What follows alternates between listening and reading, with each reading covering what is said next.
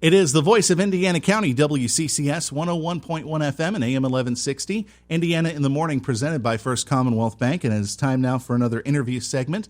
And these interviews are presented by Marcus & Mack, a law firm representing injured people. A lot of things coming down from state government, ranging from school recommendations to a bill that could actually help out some nonprofit groups that have small games of chance licenses continue to raise funds for their much-needed causes. Joining us on the phone today to discuss these topics, State Senator Joe Pittman. Joe, it is great to hear from you once again. Thanks for joining us. Josh, good to hear from you, and I'm going to apologize in advance if I call you Todd at some point throughout this segment. Don't worry about it. He's on vacation, and I would understand that. Force of habit, and definitely. So good for him. Let's go back to Monday when Governor Wolf and the Department of Education, the administration essentially, releasing their recommendations for how schools should be handled for the opening of the school year. And of course, Indiana County is placed in that moderate infection spread. So that means, according to the recommendations, and again, the Wolf administration said these are recommendations; they're not ironclad laws. That schools should go to a blended format of online and in-person learning, or go to a totally online format. Now, when you saw this come up, what was your initial reaction? Well, my initial reaction was, as you pointed out well, that this is a recommendation and this is guidance. And one of the things that I thought the Department of Education did well at the end of June was to present guidance to school districts, and it was very clear that they were providing phrases such as where feasible, when possible, and they were asking the school districts to submit their plan to the department, not requiring it to be approved by the department. And I thought that was significant because it allowed for local control. And I do believe that the governor is attempting to continue to allow for that local control. I just would prefer that he would have presented such a recommendation much sooner than after the school districts have already gone through their paces, and made it a little more clear that this type of recommendation needs to be considered in the context of the county in which you live, based on its overall size.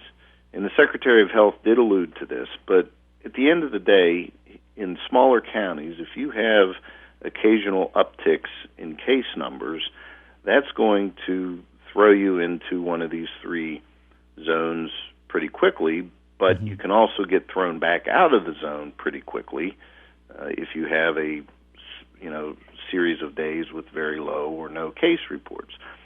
And if you look at, for example, just this week, we had 2 cases on Monday, 4 cases on Tuesday, and 9 cases on Wednesday. So we've averaged over just that 3-day period 5 cases per day. So I think that needs to be kept in context. And I've been trying to keep up with all of the school districts and how they're reacting to this, but I have to say that I thought Homer Center, at least as it was reported, that their solicitor gave them very good legal advice, and it seems that the board has been very thoughtful and even has made comment that, in a week or two we may want to reevaluate where the numbers are. So I think it's now incumbent upon the school districts to keep this in context and really hone in on the fact that this is guidance. A lot of the districts are actually taking the time now to digest those recommendations and try to formulate numbers, much like Homer Center is doing. So obviously this is going to take a lot of time, and again, as you said, this could change at the drop of a hat. And it just seems like the recommendations seem to change very, very quickly, and sometimes the announcement will come without warning almost. Yeah, you're right. And then after the announcement, there's always the follow-up. And I think the Secretary of Health was quoted as saying that smaller counties should look at this in a 2-week range as opposed to a 1-week range. At the end of the day, I think his recommendations over the last week between athletics and now this new case count criteria have not been helpful. They haven't been helpful because it's so close to the school year, and they haven't been helpful in that it's an opinion. And the districts have gone through the processes, they've gone through their paces, and it's just added within these two recommendations over the last several days a lot of confusion and chaos, and I just don't think that's what we needed right now.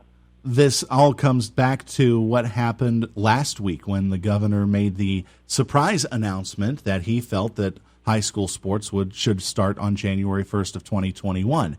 It just seems like it is a case of timing almost with the governor's announcements.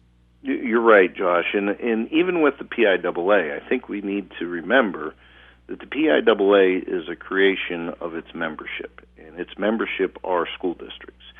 So the PIAA is answerable and accountable to the member districts, not to the governor and not to the legislature. Mm-hmm. And it goes back to the point I made last week when I was talking to Todd that, school districts have always had the option of offering athletics and other extracurricular activities.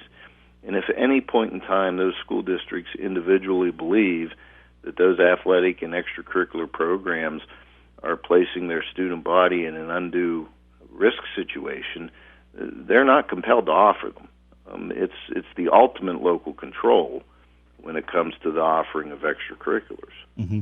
So this letter that was recently sent by the executive director of PIAA, Bob Lombardi, talking about students are going to find another way to get their competitive edge going again and to compete in some sports in some way, whether the PIAA does it or not.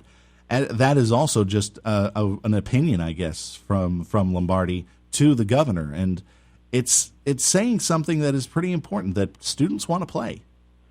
Well, students want to play. Kids want to be kids, and kids should be kids. I mean, this is the prime of everybody's life in their childhood days, and to the extent that we can keep them as safe as possible and allow them to continue to grow and prosper, I think is important. And any time you step on the court or on the field, you take an inherent risk when you choose to participate in that activity. Mm-hmm. Yeah, I mean the risk of injury. Correct. And I think that needs to be kept in context. And at the end of the day, there's no question we need to provide a healthy amount of respect for COVID-19. And we need to be conscious of it. We need to be careful. But that's the point of the testing, and more importantly, the point of monitoring hospitalizations. And I think we have lost sight of the fact that throughout this pandemic, there has, to my knowledge, not been one hospital in the Commonwealth that has been greatly overburdened by an influx of hospitalizations. I mean, some have come close in the Southeast, but even in this uptick of cases in the Southwest, which are again going back down, none of our hospitals were in a precarious position in terms of capacity or ability to handle the situation. And do you think that that's been a direct correlation to what the people have been doing in following the guidelines of keeping 6 feet away from one another, wearing masks in public, things like that?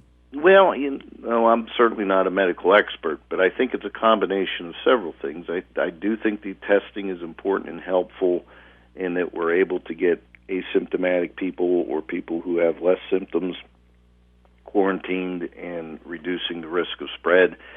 Based on some of the conversations I've had with our hospitals and doctors, they're better equipped and prepared on how to manage and handle the virus and know how to treat the virus earlier to try to keep the symptoms less severe than what they previously were. So I think there's a combination of that that's coming into play. And also, we've had time to ramp up the capacity for ventilators and PPE and other necessary equipment so our medical professionals can do the job. We're talking with Senator Joe Pittman here on WCCS AM 1160, 101.1 FM. Senator, let's go ahead and touch on the legislation that was introduced yesterday. This was concerning small games of chance and helping out some nonprofits who are license holders of small games of chance to continue to raise some funds. You had mentioned specifically fire departments and EMS groups and veterans groups are continuing to try to operate and provide needed services during this time of coronavirus, but for them it's doubly difficult. Yeah, and this is really a continuation of the legislation that I had introduced earlier this year that is actually the first law that I had introduced that became law, which is Senate Bill 1122, and that allowed for additional grant funds from the federal dollars to flow to volunteer fire and EMS services because they've lost their fundraising capacities. Mm-hmm. A lot of the departments in our area have become innovative, and they've adapted, and they've moved to online, but now what we're hearing is that is not a proper way to use your small games of chance license, and that you have to be able to verify age, and payment cannot be done by credit card.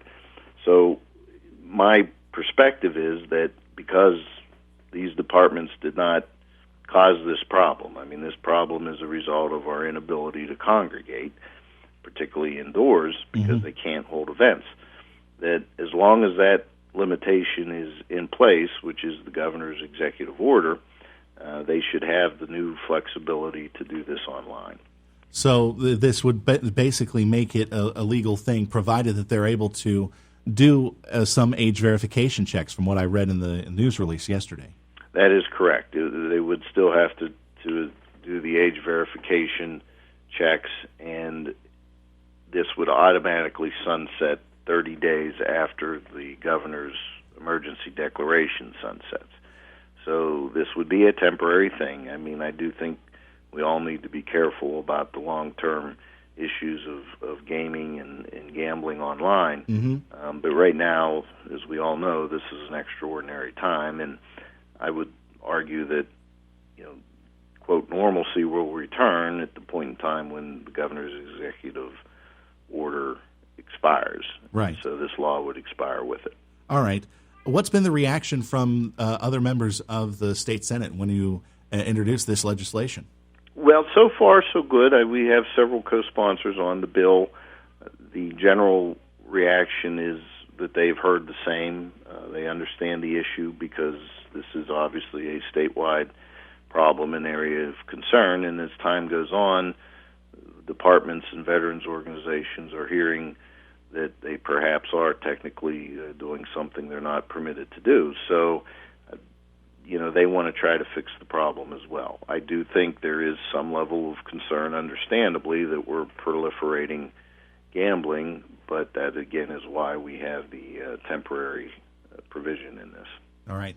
Senator Pittman, thank you very much for joining us this morning here on Indiana in the Morning to discuss a couple of key issues that have come up this week. We hope that you stay safe out there, and thanks again for joining us. Joshua, same to you, and thank you for the opportunity. All right. State Senator Joe Pittman joining us this morning here on Indiana in the Morning, presented by First Commonwealth Bank. Our interviews are presented by Marcus & Mack, a law firm representing injured people.